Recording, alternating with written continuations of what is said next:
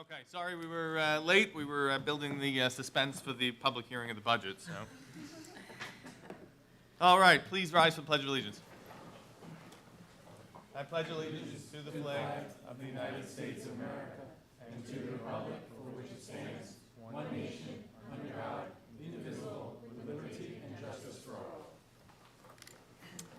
All right, good evening, everyone. We have the public hearing of the 2022-2023 budget, our last step with the budget process before next week's board vote and elections. But before we begin, I'd like to ask for a moment of silence. We lost a significant member of our South Huntington family in the last couple days. We share the passing of Rich Caridi, who was a PE teacher at Walt Whitman High School for over 3 decades and varsity football coach for 31 years.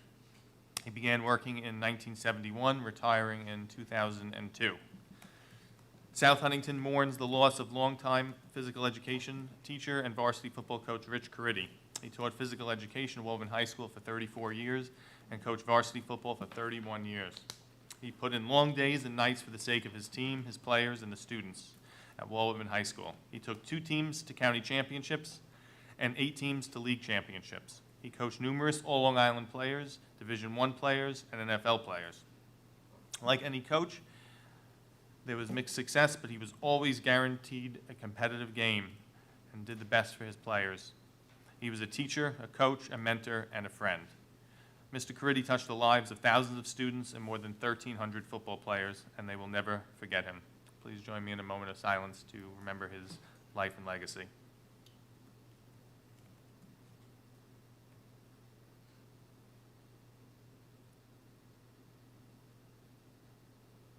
Thank you. We'll share the arrangements if there are any when they become available. Okay, we move on to our final budget presentation. It's the public hearing of the budget. This is required by New York State law, and so we will have a presentation from Dr. Centimore, and then following that, I'll open it up in case there's any members of the public that have any questions or comments, because that is the purpose of a public hearing. Do you want to say anything first? No, okay. Okay. We'll turn it over right to Dr. Centimore. Thank you, Mr. Cito. Good evening, everyone.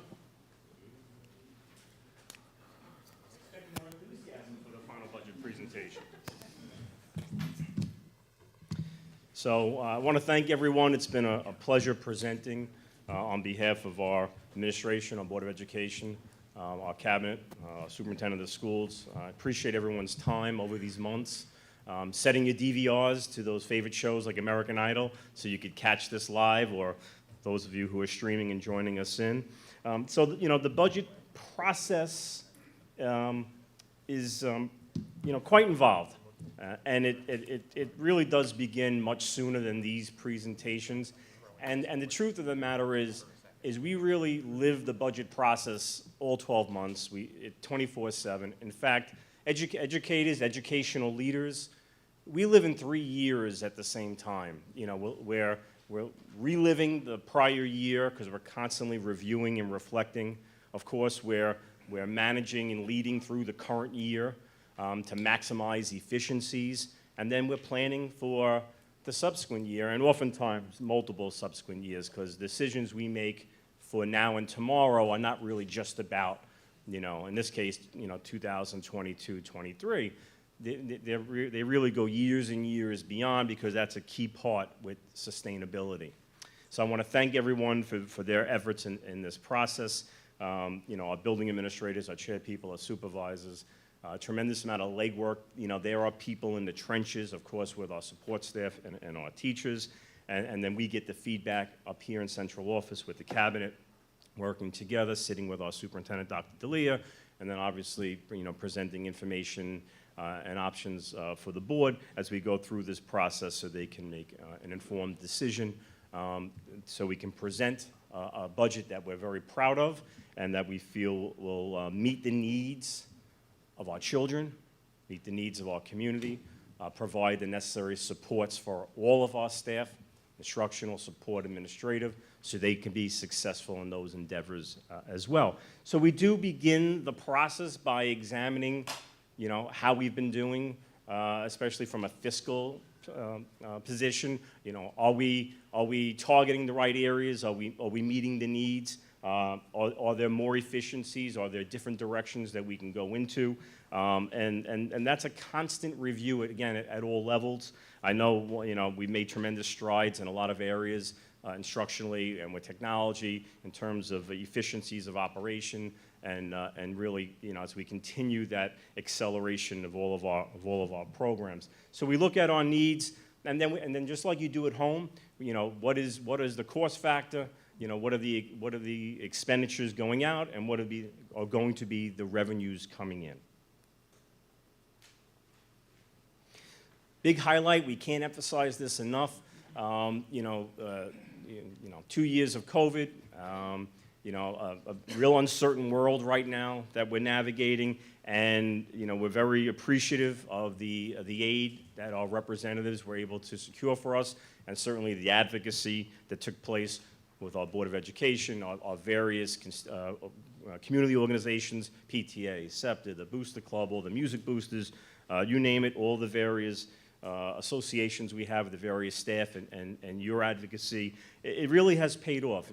Over the last few budget workshops, I've talked about how South Huntington was one of the districts that was really grossly underfunded in a key aid category called foundation aid, and it took years of advocacy from everyone in this room, people streaming at home, to bring this to the attention of our policymakers, our lawmakers, and say, listen, South Huntington, it just wants its fair share of this foundation aid. And listen, we move mountains. We've moved mountains over the years. It's a credit to everyone, despite the fact that we were not getting that fair share of that foundation aid. And it started last year. We saw it this year. We're being promised it's going to, continue next year, and hopefully that'll truly make us whole. But those efforts really bear fruit, and so everyone deserves a big thanks. And so we are promoting this loud and proud, for our taxpayers, our community, that this year, in terms of the total levy, there will not be an increase on that. So there's the levy. It does not increase from the current year that we're in. The state aid did have a robust increase to that $58 million number, and again, we're very appreciative of that. And then there's other revenues that come in as well, such as rental income, the health services, and other factors that come into play. And so you see a total there of just slightly over $189 million. That tells most of the story. But our expenditures are slightly higher than that. So as we've discussed in the past, what we do now to bridge that final fiscal gap is we have money each year that we hope not to spend. It's really those emergency funds that we look to carry over from one year to the next. That's called the applied fund balance, and you see that number at the top in terms of the $3.9 million. And then you have the savings accounts that have various categories. And we are going to apply this year a $2.5 million. So, over the last several years, counting this budget process, we would have, applied about $10 million of our reserves. And this was done to help offset the burden on our taxpayers, okay? This is an area that we're going to keep a very close eye on. It's going to be an area of priority as we build the next year's budget and beyond, because ideally, if the state keeps to their promise with the foundation aid, both making us whole next year, and then those adequate increases thereafter, the goal is not to tap into that number anymore. And certainly each year when the books get closed, if there's any unspent funds, we'll look to replenish. Very proud. We've done tremendous work over the years, and more planned for next year. The areas that are being highlighted. So sure, we have the zero increase on the tax levy, but we're not breaking anything down. We're not taking any steps backward, and we absolutely refuse to stay stagnant. This is not a district that holds the line. We are constantly advancing, and whether it's academic recovery due to the learning gap with the pandemic, new and exciting course offerings across the board in lots of areas in the high school, addressing cultural relevancy, because again, our diversity is a source of pride and strength here in South Huntington. Social emotional needs, this was an area of focus for this district, and kudos to us for those efforts prior to the pandemic, but we know with the pandemic how much this is really at the forefront. And by the way, it's not just with our students, it's with our staff and community at large as well. And of course, we have a diversity of learners, and we always are here to meet the needs of all of our students, regardless of their abilities, and that's a commitment. And of course, you know, you've seen some wonderful presentations about the outstanding work and growth in terms of technology and the infrastructure to support it. Transportation is a big focus in this year's budget. You know, we have our own fleet. We do also have contracted services. And, you know, we look to maintain our fleet. And as buses age out, we want to replace them. And also a big focus moving forward is for us to be able to service our athletic programs and field trips. And you see a nice investment and commitment of just under $900,000 to purchase 8 large buses. This district is extremely committed to the upkeep and maintenance of its facilities. It's a kind of an old school value. A lot of pride and respect goes into how our buildings look, how our grounds are kept. And you see a robust list of projects there across the district, many areas impacting curriculum, which is wonderful, our bread and butter. And so in terms of the transfer to capital, $4 million, and in terms of the regular maintenance code, $1 million to maintain that upkeep. And this, I'll take this opportunity now to put in a plug for the budget brochure that hopefully, you know, if not yesterday, then today you received. If you're a resident, certainly we have copies in district office and at the buildings.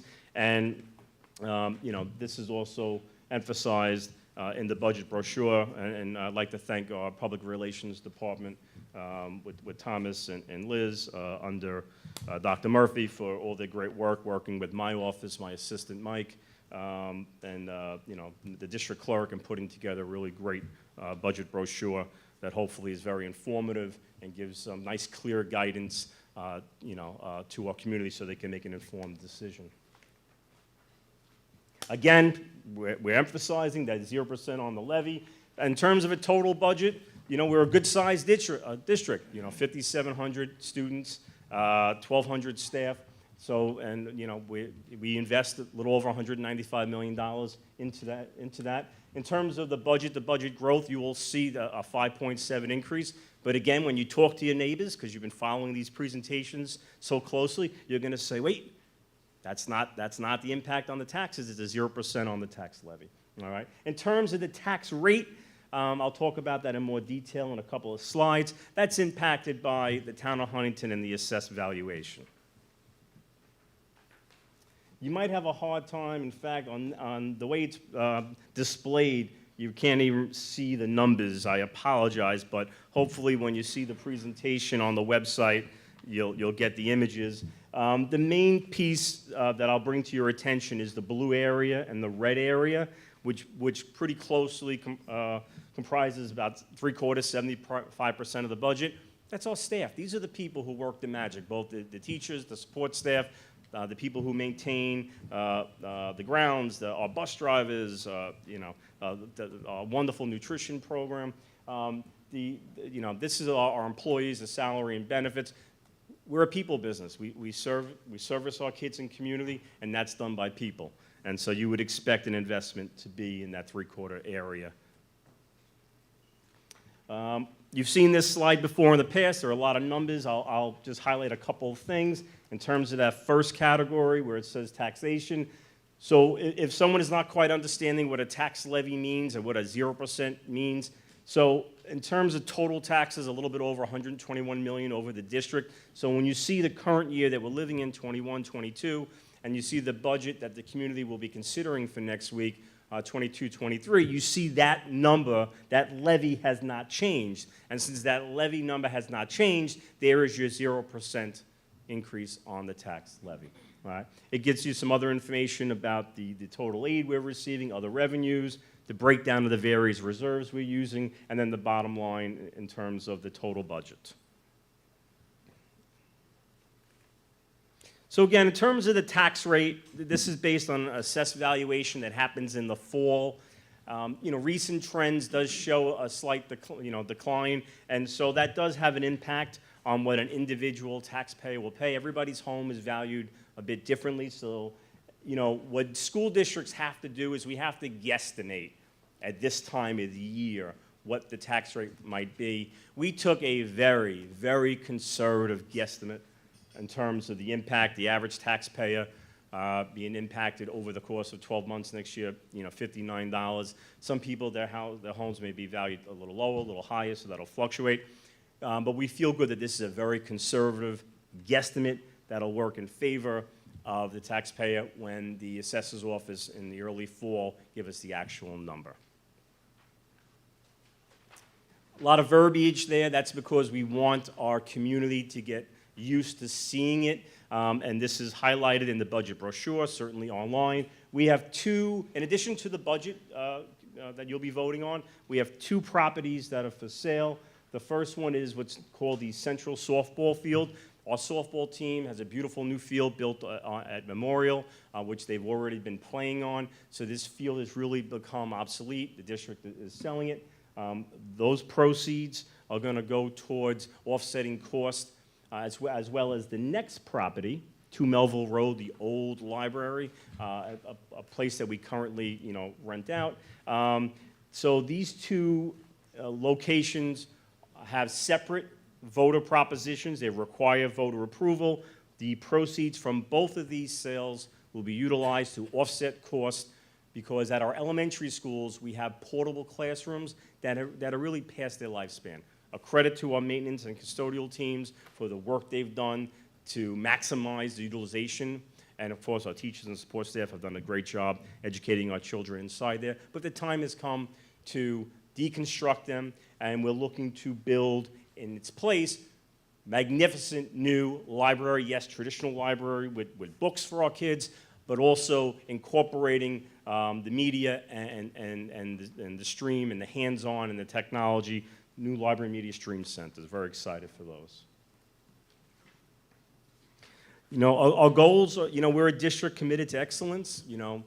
This is how you build and create the leaders of tomorrow. We have one sitting at the table with us, and Owen, who's joined us this year. It's been an honor and a privilege to sit with you, and you've been an inspiration to all of us. But this is how we build and create the leaders of tomorrow, by investing into our programs, into our schools, into our staff, all right? And of course, a credit to the guidance and leadership of our Board of Education, our superintendent, and the incredible support we've gotten over the years from all of our organizations and the community at large.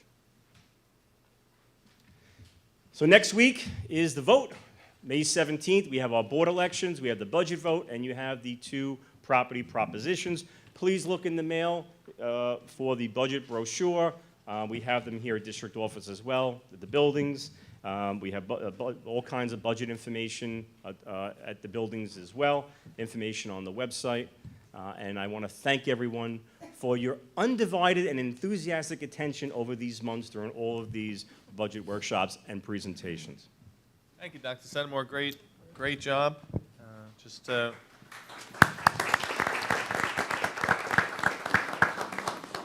you mentioned, we hope everybody comes out May 17th from 3 to 10 to vote. It is a 0% levy, but it's still important to vote. You do still have to vote on the budget, even though it's a 0% levy. Unlike the library budget, where if it's 0%, they don't vote. School, you have to vote on it. So there's two propositions as well, and then you have the 3 people running for the 3 board seats. So please come out and do your civic duty next Tuesday. Any questions from the public? So I'll open the public hearing for any questions. Going once? Oh, wow. Twice? Let there be light. Okay, well, we will close the public hearing. Thank you, Dr. Sedmore. Thank you, everyone. Okay, we are now moving into our business agenda. Take a motion to adopt the agenda. Mr. Joyner, seconded by Ms. Carey. Any questions on the agenda? All in favor? Any opposed? All right. Items C through F, minutes, bills require one resolution for adoption. Is there a motion? Mr. Bronson, seconded by Ms. Meyer. Any questions on C through F? All in favor? Any opposed?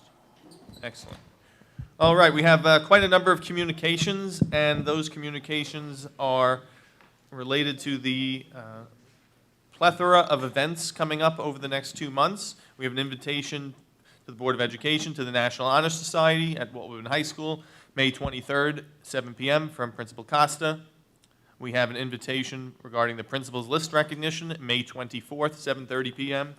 in the pack from Principal Costa. There are a ton of principal list honorees this year, a record once again. I think there's 171, amazing. Invitation to the board to the Michael Curtin Award recognition on Tuesday, May 31st, 7 p.m. from Principal Costa. We have an invitation from Athletic Director David Barth to the 5th grade mini-thon on May 23rd at 10 a.m. at Memorial. We have an invitation to attend the retirement dinner of Nassau Suffolk Executive Director Lorraine Della on June 16th at the Chateau La Mer at 5:30 p.m. Ms. Della is an amazing individual whose knowledge and advocacy of public education over the course of her career is really surpassed by no one. She will be, her retirement will be definitely felt. She has advocated relentlessly. She's been in Newsday constantly. She attends every single conference anywhere. She meets with elected officials at the federal level, at the state level. So that is a nice retirement party in her honor, so if anyone wants to attend. Excellent. And great location, Chateau La Mer, so it's a very, very nice event to recognize somebody who is very special. Sixth item of new business, of communications, a letter from BOCES Board President Jeanette Santos, and she is informing us and thanking us, as well as the 17 other component school districts who voted in favor of the Western Suffolk BOCES budget proposal. And also, she reports that Eileen Hers, Brian Sales, and Marianne Zappano have been reelected to the Western Suffolk BOCES Board of Education for 3-year terms, where also a former South Huntington trustee, Jim Caden, serves. And our seventh and final communication, we have an email communication from Maureen Baisdow, president of SEPTA, regarding SEPTA grants that were recently awarded. Ms. Baisdow, are you here? Would you like to address the board?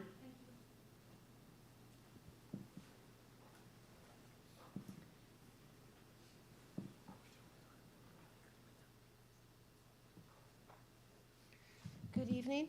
My name is Maureen Bastow, and I am president of Special Education PTA. Thank you to the members of the Board of Education, building administration, staff, and residents for your time tonight.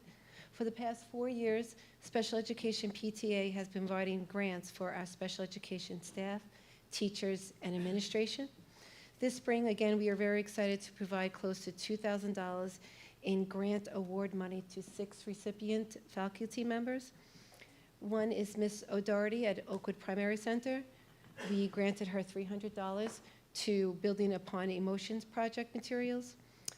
Miss Hebert, Miss Hanovich, Miss Saragusa, and Miss Munsing at the Walt Whitman High School to grant them $200 for the Ambassador Club materials project.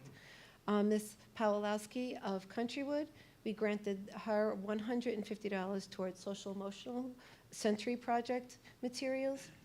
Miss Calaveri of Oakwood Primary Center granted her $250 toward Own Your Learning, Master Your Goals project materials. And Miss Saragusa, she is our school district transition coordinator, and we granted her $500 toward our life skills vocational program, Cafe project. And the last is Miss Christina Karolakis Ressa and Miss Christine Schubert of our SHIP class at Oakwood Primary Center. We granted the sum of $496 to fine motor and math materials to support hands-on learning and differential instruction. So we are truly thankful to all our special education PTA memberships and volunteers that help us all year to make this program happen. And to also give an extra thank you to Ms. Valerie Gauze and Ms. Joanne Williams. They are parents of special education students who volunteered to help with our grant program.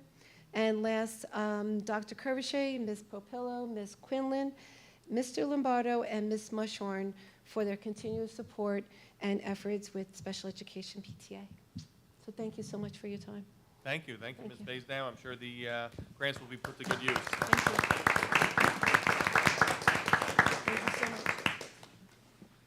All right, moving on to new business. We have new business item number 1. It's a request to remain in South Huntington schools. Is there a motion?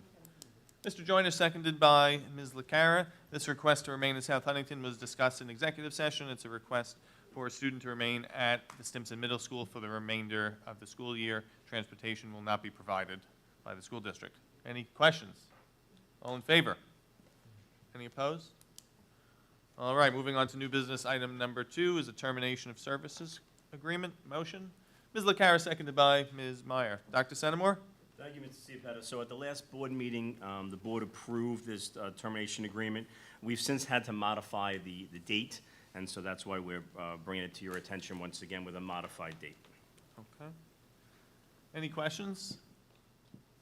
All in favor? Any opposed? All right. Moving on to new business, item number 3 is the approval of attendance. Motion? Ms. Carey, seconded by Ms. LaCara. And this is a approval of attendance of a conference, the Nassau Suffolk School Board Association 62nd Annual Business Meeting. They will be adopting the budget, appointing executive committee members, and usually a good presentation. If anyone else wants to come, please feel free. Any questions? All in favor? Any opposed? All right. Mr. Bronson's in an unusual spot over there. That's I know, it's throwing me off. All right, moving on to item number 4 is the approval of election workers for the May 17th election. Motion. Ms. Meyer, seconded by Mr. Bronson. Dr. D'Elia. Yes, at the last Board of Education meeting, there was a resolution that was passed appointing election workers for next week's budget vote. Since that time, there have been a few people that cannot work that night, so we want to have the ability to approve any employee that will make sure there's no shortage that night, and we're working in a very smooth operation during our budget vote. Okay. Any questions? All in favor? Any opposed? All right, moving on to item number 5.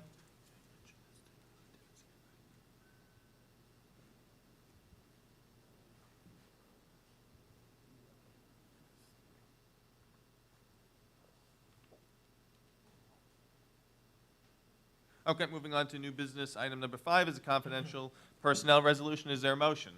Mr. Joyner, seconded by Ms. LaCara.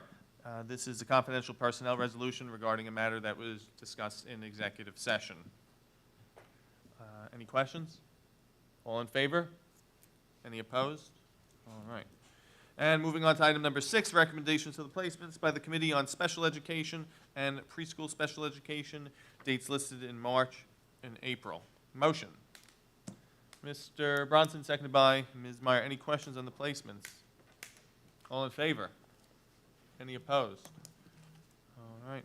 Moving on to personnel schedules. We have personnel schedules 2, 5, 9, 10, 11, 15, 16, 20, and 22. Are there any is there a motion? Mr. Joyner, seconded by Ms. Carey. Any questions on the placements, on the personnel schedules, rather? All in favor? Any opposed? All right. Information and reports are listed. You have an invitation to attend tomorrow's voter registration breakfast at Walden High School on May 11th in the South Cafeteria. Audit Committee. Mr. Bronson. Actually, this is where we were a little ahead of ourselves. We, at our prior meeting, our meeting after our Audit Committee meeting back in April, we actually discussed, this was the insurance review and also the single audit. Okay. So we actually covered it. The minutes have just sort of caught up with our discussion. Right. Nothing new to add. Okay, thank you.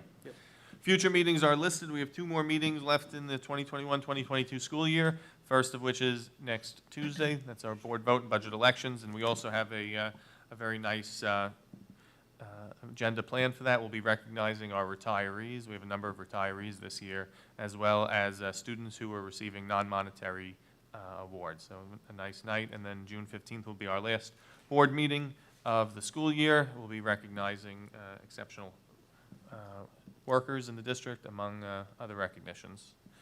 Comments by board members? Ms. Meyer.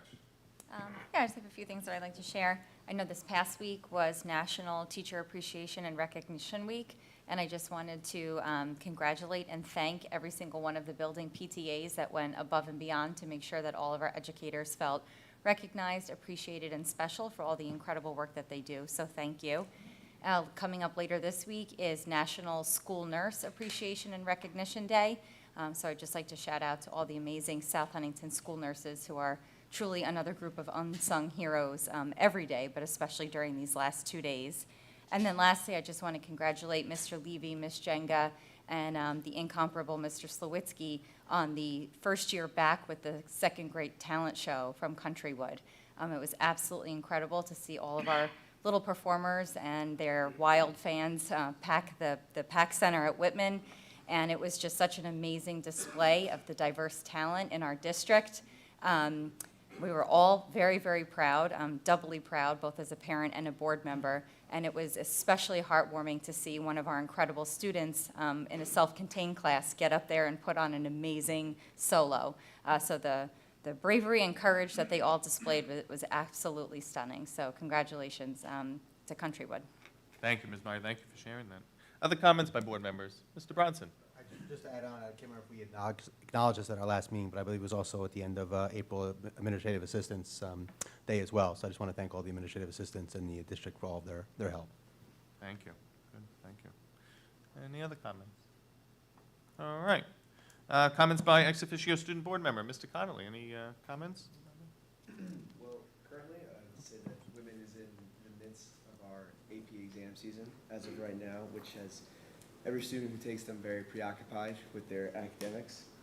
And really, in addition to that, most, if not all, Whitman students are preparing for their upcoming Regents exams in June, which I would have to say is the main focus for almost every student at Whitman right now. So they're really trying to focus on those and finish those out strong. Now, just a couple weeks prior, we actually had our junior prom as well at the high school, which had a great turnout, and it was a great time for the students who went. This will hopefully be replicated in the upcoming senior banquet we have this coming Friday, which the Senior Student Council expects another great turnout for, and is really to celebrate the class of 22's time at Walt Whitman. Where is that located? That's going to be at the North Ritz in Syosset. Yeah, we're very excited. It's a great venue to have it. And overall, since we are approaching the last leg of the year, I would really have to say that the current Walt Whitman student body is really focused on completing these last exams and finishing out their year strong. All right, thank you. Thank you. Dr. DeLeo, you had one comment you wanted to make? Sure, real quickly. Actually, a couple of comments, but I'll be very quick. Last night, I had the opportunity to visit the Stimpton Spring Concert at Walt Whitman High School, and I pulled into a packed parking lot. I could not believe the amount of students in the chorus. It was tremendous. All three performing groups were outstanding, and it's also a sign of what's coming in the future here, because I'm looking at the district calendar, and every night we have something going on. So very proud and very happy and of everything that's going on right now. And one last thing, the New York Mets, we're having, on July 26th, we started out with 500 tickets for sale. We have a link on the district website. It's the South Huntington Community Day where we get to walk the track prior to the game. And they are, well, the point is there's 110 tickets left, and the New York Mets called yesterday, and they kind of want to take them back, so they gave us 2 more weeks to sell them. And they are playing the 27-time champions, a team that's located somewhere in the Bronx. So I think it's a very wanted ticket, I'm hoping. So I'm not trying to be a sales rep here, but there's only about 110 tickets, and we have about 2 weeks left. So we'll make sure we get it out through Parent Square as well. And thank you. That's it. All right, thank you. Voice of the residents. All right, no voices. I will take a motion to adjourn. Mr. Bronson, seconded by Ms. Meyer. All in favor? Any opposed? Thank you all.